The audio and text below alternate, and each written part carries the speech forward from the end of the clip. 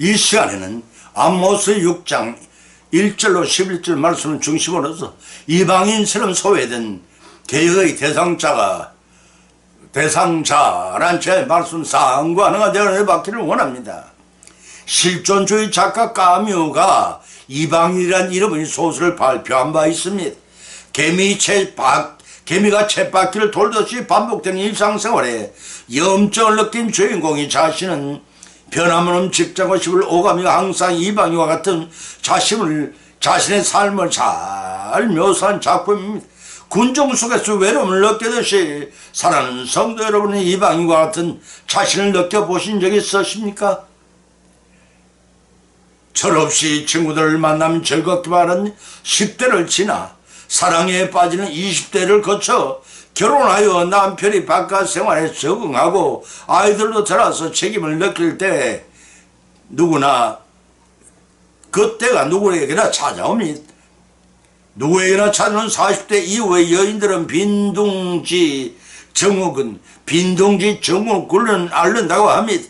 이때 반복되는 일상생활에 무료함 때문에 우울증에 걸리거나 탈선을 하거나 가정생활 때문에 접어두었던 취미생활을 살려나가기도 하지만 어쩐지 나만 소외되고 이방인과 같은 무료한 생활을 타게 나갈 새삼을 찾아낼 수가 있습니다.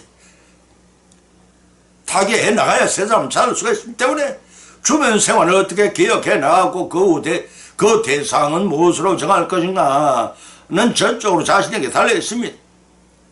미국의 샌프란시스코의 남쪽에 있는 로스 알트 힐이라는 곳에 우편 배달부 요한이라는 집배원이 있었습니다. 배달부가 있었습니다. 그런 책임 구역을 50마일 거리에 매일같이 우편물을 배달하였습니다. 나이가 들면서 인생의 삭막감을 느끼는 데 있었습니다.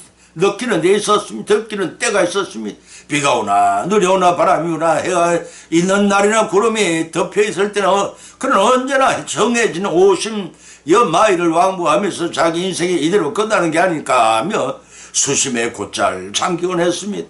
자기 한평생을 정해진 50여 마일 아름답지도 않고 가로수도 별로 없고 흙으로 덮인 매만한 길을 다니다가 마감할 것을 생각하니 참으로 지랑한 생각마저 들었습니다. 어느 날 그는 타개할 방법을 강구해야 될 것이라 생각하고 들에서도 잘 자라는 꽃씨를 사서 매일 다니는 중간중간에 뿌려놓기 시작했으며 어느덧 해를 지나자 그가 다니던 50여 마일을 자동차 기는 양쪽으로 아름다운 꽃길이 형성되었습니다. 이런 봄에 피는 꽃, 한여름에 피는 꽃, 가을에 피는 꽃, 해마다 계절을 따라 여러가지 꽃들이 다투어 피어났습니다. 그 우체부는 은퇴할 때까지 아름다운 꽃길을 가운데를 운전하고 다니게 된 것입니다. 인생은 누가 나를 대신에 살아주는 것이 아닙니다. 이와 같이 우리들도 주변의 일들을 외면하지 말고 적극적으로 고쳐나갈 때 자신이 변화가 되고 가정이 변화되고 사회가 변화되어 향기로운 꽃길을 이루게 될 것입니다. 오늘 이 시간에는 이방인 같은 삶을 사는 자의 개혁이 대상이 누구인지를 성경에서 발췌하여 상관 가운데 필자에 받는 귀한 시간이 되시기를 예수님 여러분 축원을 드립니다. 첫째는 개인 대상이어야 한다는 것입니다. 창세기 17장 1절 27절 발췌하여 찾아보면 아브라함이 99세 때에 여호와께서 아브라함에게 나타나 그에게 이르시되 나는 전능의 하나님이라 너는 내 앞에서 행하여 완전하라. 내가 너로 심히 번성케 하리라. 나라들이 네게서 쫓아 일어나며 열왕이 네게서 쫓아 일어나리라. 너희는 양피를 베어 이것이 나와 너희 사이에 언약의 징표니라. 내가 명령 이 기한에 살아간 이게 날 이삭과 세우리라. 하나님이 아브라함과 말씀을 마치시고 그를 따라 올라가셨더라. 이에 아브라함이 하나님께 자기에게 말씀하신 대로 이날에 그 아들 이스마엘과 집에 생존한 모든 자와 돈으로 산 모든 자 곧 아브라함이 집사람 중 모든 남들을 데려다가 그 양피를 베었으니 아브라함이 그 양피를 벤 때는 99세였더라 하고 기록하고 있습니다. 본문은 믿음의 조상 아브라함이 나이 99세 때 하나님 말씀에 순종하여 할례 의식을 행함으로써 구별된 백성으로서 수많은 족속 중에서도 아람의 일족 중에서 전능하신 하나님의 택함을 받았다는 축복의 그 핵심 내용입니다. 오늘날의 지구 인구 84억 중에서 우리가 하나님의 택함을 받았다는 것은 더욱 놀라운 축복이 아닐 수 없습니다. 아브라함을 찾아오신 하나님께서 이제부터는 비겁하게 내 뒤에 머뭇거리지 말고 내 앞에 당당히 행하라. 그리고 완전한 자가 되라는 축복을 받습니다. 첫 번째는 축복의 내용은 내가 내 언약을 세워 너로 번성케 하라는 것이고, 두 번째는 너를 열국의 아비로 삼겠다는 것입니다. 첫 하갈의 소생 이스마엘과 본처 사례를 통한 이삭과 후처 그들을 통해 태어날 용명의 자녀들에게 엄청나게 많은 후손을 얻게 된다는 축복입니다. 동시에 이 축복은 믿음의 조상이 되어 영적 자손 곧 믿음의 자손들이 많아지게 된다는 것이랍니다. 갈라디아서 3장 7절의 말씀이 세 번째는 존귀한 아버지라는 뜻을 가진 아브라함에게 열국의 아버지라는 뜻을 지닌 아브라함으로 개명하라는 것입니다. 히브리인들의 이름 매우 중요합니다. 소망의 표현이기도 하지만 구속 사역적인 면에서 중요한 인물로 부각시키기 때문에 여기서 아브는 아비의 조상, 아비의 조상이라는 의미는 지니고 있고, 람은 높이다, 올라가다는 칭송하다는 의미를 가지고 있다. 시편 92절, 에스겔서 10장 16절, 다니엘 4장 30절에 밝혀놓고 있습니다. 라함은 군종이라는 뜻의 아람어 루함에서 나온 군종이라는 의미로 볼 때 아브람만을 후손을 두게 될 아버지 곧 열국의 아버지로 개명하라는 하나님 축복을 받은 이름인 것입니다. 네 번째는 어떻게 순종하면 심히 번성케 하고 하나님과 아브람 사이에 영원한 언약을 세워 너와 네 자손에게 후손에게도 하나님이 되어 가난한 일개월 영원한 기업으로 주시겠다는 축복입니다. 그리고 다섯 번째는 태어난 지 8일 만에 세상 사는 것 성별에게 할례를 받으라는 것입니다. 아브라함은 하나님의 언약대로 적시로 온 시족의 남자들과 하인들에게 시행하여 할례를 행했습니다. 이때 이스마엘이 13살의 할례를 받아버서 그의 후손 아랍인들에겐 지금도 13세의 할례를 받는 습관이 이어지고 있습니다. 이제 이방인 같은 삶을 사는 자의 개혁을 대상이 누군지가 자명해졌습니다. 그것은 죄인이 그 첫 대상이 되어 하나님이 전적으로 신뢰하는 진실한 성도로 변화될 때 그 후손들에게까지 축복이 이어진다는 것입니다. 우리는 사망의 길에서 택하여내시고 영생 복을 주시고 아브라함을 택하신 것처럼 우리 개인을 택하여 축복하신 하나님 말씀을 순종으로 성취하여 기쁨을 내리신 하나님의 축복을 다 받고 누리시기를 예수님 이름으로 간절히 축을 드립니다. 두 번째는 가정이 그 대상이어야 한다는 것입니다. 창세기 35장 1절 15절을 쳐다보면 하나님이 야곱에게 이르시되 일어나 베들로 올라가서 거기서 거하며 네가 네 형 에서의 낯을 피하여 도망하던 때 네게 나타나던 하나님께 거기서 단을 쌓으라 하신지라. 야곱이 이어 자기 집 사람과 자기와 함께한 모든 사람에게 이르되 너희 중에 이방 신을 버리고 자신을 정결케 하고 의복을 바꾸라. 그에게 이르시되 나는 전능하신 하나님이라. 생육하고 번성하라. 많은 국민이 네게서 나고 왕들이 네 어뢰에 나오리라. 내가 아브라함과 이삭이 준 땅을 네게 주고 내가 네 후손에게도 그 땅을 주리라. 하나님이 말씀하시는 곳에 걸을 떠나 올라가시는지라. 야곱이 하나님의 자기와 말씀하시는 곳에 기둥 곧 돌기둥을 세우고 그 위에 전제물을 붓고 또 그 위에 기름을 붓고 하나님이 자기의 말씀하시는 곳의 이름을 베데디라고 불렀다고 하였습니다. 본문은 야곱에서 이스라엘로 개명된 앞의 일대지가 개인에게 관한 개혁이라면 본문은 야곱이 가진 그 대상입니다. 개인 한 사람의 생명의 빛이 그 가정의 비침으로써 온 가족이 구원을 받을 수도 있습니다. 그렇지만 그 가정 모두가 주님의 인격을 담고 본받는 일치된 신앙이 아니면 주님의 재림 때 식구 중에서 대리감을 당하고 버려지는 비극을 맛볼 수 있는 사람도 있을 것이라는 것을 믿고 온 식구가 대리감을 당하려면 세 가지 교훈을 순종으로 실천할 것을 보면 우리에게 교훈하고 있는데, 첫째는 이방인의 신상을 버리고 온 가족이 우상을 제거해야 한다는 것입니다. 두 번째는 자신을 정결케 하고 하나님을 의지하라 해야 된다는 것입니다. 세 번째는 의복을 바꾸는 하나님께 예배를 드려야 한다는 것입니다. 이 세 가지 말씀이 복음을 통해 우리에게 주시는 교훈으로서 세겜에 정착한 야곱이 그의 가정에 일어나 디나의 수욕 사건과 그로 인하여 일어나는 피비린내 난 목속이 발생을 하게 만듭니다.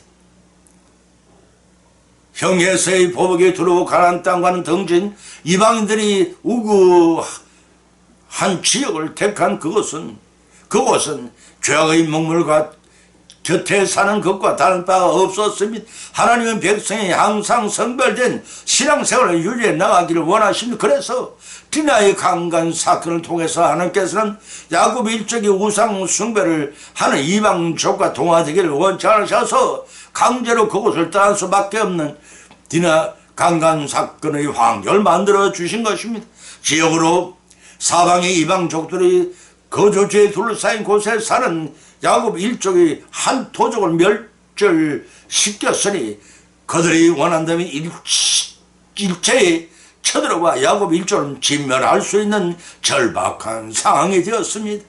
이런 디나의 수욕 사건은 야곱으로 하여금 하나님의 뜻이 무엇인을 깨닫게 충분했습니다. 야곱은 바단 아람 곧 하란 피난 생활 중에서 하나님과 맺은 서헌 창세기 28장 20절 21절을 지키고 하나님과의 올바른 관계 정립을 위하여 하나님 명령을 쫓아 베들로 올라가기로 결심을 했습니다. 야곱은 베들로 올라가기 앞서 특별히 세 가지 계획을 조치를 단행을 했습니다. 그 첫째는 각자가 소유한 각종 이방 신상을 제거했습니다. 두 번째는 몸과 마음을 정결케 했습니다. 세 번째는 의복을 바꾸어 입게 하였습니다. 이러한 야곱의 개혁 조치는 베들로 향하는 그의 회개하는 믿음의 결단이 얼마나 확고했는지를 보여줍니다. 그 결과 야곱은 온 가족을 이끌고 베들에 이르자 20년 전에 형 에스를 피해 바단 아론 내려갈 때 서원대로 제단을 쌓고 하나님과 언약을 기억하며 예배를 드렸습니다. 베들은 참으로 야곱의 생애에 있어서 순수하고 진실된 마음으로 매 서원한 것이요 가장 어려울 때 가장 뜨겁게 하나님의 보호와 도움의 손길을 체험한 은총의 장소였음 동시에 인자하신 하나님의 품과 같은 곳이기도 했습니다. 창세기 28장 10절 2절 말씀입니다. 따라서 야곱은 세상의 거친 파도와 비바람에 휩쓸려 다니다가 이제야 비로소 하나님 품에 안긴 것입니다. 돌이켜보면 인간은 자신이 설정한 목표를 이루기 위하여 온갖 정열을 다 쏟으며 세상의 것들을 추구하지만 그 결과는 이것이 전부가 아니었구나 라는 험함을 제공받을 그때가 있습니다. 지금까지 20년간 베들을 떠난 야곱의 생애가 그러했기 때문입니다. 다시 말해서 자신의 능력과 자신의 계획대로 열심히 살아왔음에도 불구하고 실패와 수치만이 뒤따라올 뿐인 세월이었습니다. 그러나 베들로 돌아옴으로써 야곱은 기나긴 방황에서 하나님의 품으로 돌아왔고 비로소 야곱이라는 이름을 버리고 이스라엘로 거듭 태어난 참된 안녕과 번영의 축복을 받을 수가 있었던 것입니다. 이제 이방인 같은 삶을 사는 자의 개혁 대상이 무엇인가가 자명했으면 그것은 가정이 그 대상이라는 것이 우리가 하나님의 모든 세속적이고 비신앙적인 것을 버리고 온 가족이 하나님을 찾을 때 하나님은 진정 우리를 위로하시고 우리의 가정을 위해 온갖 축복을 다 베푸시며 참된 평화와 번영을 누리도록 하십니다. 때문에 제약된 세상 가운데 실패할 수밖에 없는 우리의 각자는 베들로 돌아가야 합니다. 돌아가서 하나님의 맺은 첫사랑의 언약을 수행함으로써 하나님이 예비하신 영생의 복락을 다 받고 누리시는 저와 여러분의 가정을 이루어 나가시기를 예수님의 이름으로 간절히 축원을 드립니다. 세 번째는 생활이 대상이어야 한다는 것입니다. 아모스 6장 1절로 1절 외의 말씀을 발췌해 보면 화이슬 친 저 시온에서 안일한 자와 사마리아 산에서 마음이 든든한 자 곧 열국 중 우송하여 유명함으로써 이스라엘 족속에 따르는 자들이여 너희는 흉한 날이 멀다 하여 강포한 자리에 갖고 하시고 상하상에 놓으며 침상에서 김치개를 캐며 양떼에서 어린 양과 우리에서 송아지를 취하여 먹고 비파에 맞춰 헛된 노래를 질러거리며 다윗처럼 자기를 위해 악기를 제조하며 대접으로 포도주를 마시며 귀한 기를 몸에 바르면서 요셉의 환난을 인하여 근심치 아니하는 자로다. 봐라, 여호와께서 명하심으로 큰 집이 침을 받아 갈라지며 작은 집이 침을 받아 터지리라고 하였습니다. 유비무환이란 말이 있습니다. 항상 만일을 대비하고 사는 자에게는 뜻밖의 환란이나 갑작스러운 어려움을 당할지라도 능히 이겨나갈 수가 있다는 뜻입니다. 본문의 말씀도 권세를 찾고 번영 중에 있는 자들을 향하여 안일하게 살지 말고 육신의 쾌락을 쫓지 말며 교만한 삶을 살지 않도록 하라는 교훈의 말씀입니다. 오늘날 사랑하는 성도 여러분의 삶은 어떠하다고 여기십니까? 항상 유비무환의 삶을 통해 도적같이 주님이 심판으로 언제 오실 때를 반갑게 영접할 준비가 되어 있느냐는 것입니다. 지구상의 수많은 교회들이 이 땅에서 복만을 강조하고 영생에 대한 준비는 게을리하다. 주님 오실 때 깨어있지 못하여 반갑게 영접한 삶을 살라고 과연 가르치고 있습니까? 그러나 여러분의 신앙생활은 언제 주님이 도적같이 오실지라도 반갑게 영접할 수 있는 믿음이라고 믿습니다. 그러나 지금까지도 이상이 없었는데 설마 내가 사는 동안에 무슨 일이 있으랴 이렇게 생각하서는 크게 낭패를 당할 것이요 후회하는 그때는 늦게 된다는 사실을 깨달아야 합니다. 성경은 우리에게 평안하다 할 때 도둑같이 예고도 없이 주님이 심판자로 오신다고 가르치고 있습니다. 사랑하는 성도 여러분, 여러분은 그날에 언제 임할지는 유비무환의 삶을 신앙을 살고 계십니까? 나태한 신앙생활의 그 교회의 대사는 보면 우리에게 교훈하십니다. 우리 성도들은 자신의 구원을 위해서도 성도들 공동 웅면체인 교회를 위해서도 항상 깨어있는 신앙생활을 영위해 나가야 합니다.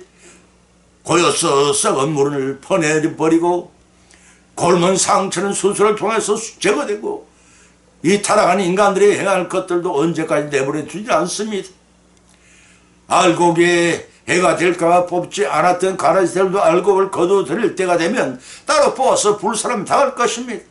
타락한 인간이 자기를 위해 해가는 12가지를 행위를 살펴보면 출애굽기 33장 1절과 레위기 26장 1절을 통해 다 우상을 만들어 섬긴다는 것입니다.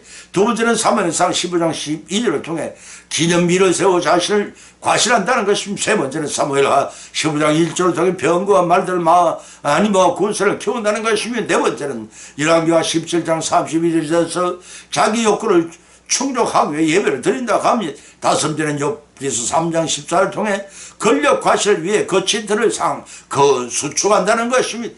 여섯 번째는 시편 44편 6절을 통해 남의 것을 예사로 탈취한다는 것입니다. 일곱 번째는 에스겔서 14장 7절을 통해 가정하기도 하나님이 믿는 척 한다는 것입니다. 여덟 번째는 아모스 6장 6절 5절을 통해 향락을 일삼는다고 했습니다. 아홉 번째는 사사기 9장 3절을 통해서 세상의 부귀와 영화를 취한다고 했습니다. 11번째는 누가복음 12장 20일을 통해 재물을 쌓는 일에 급급한다고 했습니다. 그리고 여러가지 시험과 올무를 서두름 만들어 간다고 디모데 6장 9절을 밝혀있습니다. 사랑하는 성도 여러분, 여러분은 이러한 타락상에 물들지 있지 않은지 물들어 있지 않은 줄 믿습니다. 오늘의 본문 말씀은 안일에 빠진 정치 지도들에 대한 책망의 말씀인 동시에 영적인 잠을 자는 자들을 깨우치는 종말의 나팔수로서의 사역을 잘 감당하는 교훈이기도 합니다. 우리는 본문을 통해 두 가지 교훈을 얻는데, 하나님이 세우신 영적 지도자는 물론 신실한 성도들은 항상 영적으로 깨어있어서 영적인 안일에 빠지는 이를 엄하게 경계하지 않으면 안 된다는 것입니다. 디모데전서 4장 7절 8절의 말씀이, 왜냐하면 신선노름의 도끼자로서는 이를 몰아서는 자신뿐 아니라 자신의 공동체의 일원인 성도들에게까지 위태롭게 하기 십상이기 때문이니, 그리고 이스라엘 지도자들이 경제적이든 군사적이든 번영이 오히려 올무가 되어 하나님의 심판의 경고를 깨닫지 못한 것에서 볼 수 있듯이, 사람의 눈앞에 이익이나 육신적 안일에 빠지기 쉬운 아주 유약한 존재란 것입니다. 요한에서 2장 15절 10절 말씀이 이를 깊이 깨닫고 이를 극복하기 위해 도전을 해야 하고 개혁하여 각자에게 맡긴 하나님의 사역을 충실히 감당해야 합니다. 이제 이방인 같은 삶을 사는 자의 개혁 대상이 무엇인가 자명해졌습니까? 그것은 우리의 태만한 생활이 그 개혁의 대상임을 아셔야 합니다. 위정자는 그들대로, 우리 성도는 우리대로 하나님께서 맡긴 사역을 잘 감당하심으로써 하나님의 칭찬과 상급을 풍성히 받고 다 누리시기를 예수님의 이름으로 간절히 축원드립니다. 결론은 맺습니다. 오늘의 본문 말씀 상고하는 가운데 각자 믿음대로 은혜를 받았고 세 가지 교훈을 받은 자입니다. 그 첫 번째는 이방인과 같은 삶을 사는 자의 개혁의 대상은 개인이 그 대상이요, 두 번째는 이방인과 같은 삶을 사는 자의 개혁은 대상은 가정이 그 대상이요, 세 번째는 이방인과 같은 삶을 사는 자의 개혁의 대상은 생활이 그 대상이라는 것입니다. 이러한 세 가지 교훈의 말씀 받은 것으로 거치지 마십시다. 받은 교훈의 말씀 우리의 생활에 실천하고 적용하십시다. 그래야 성령 하나님의 역사하시며 힘이며 믿음이 성소되기를 바랍니다. 동시에 주님의 인격을 담고 보마다 잘 익어져서 재림 주님께서 추수되는 영광을 입고 천성에 올라가 영생 복을 누리신 영원한 삶을 다 이루어 나가신 저와 여러분이 가정이 되시기를 예수의 이름으로 간절히 축원드립니다. 찬송은 395장을 올리겠습니다.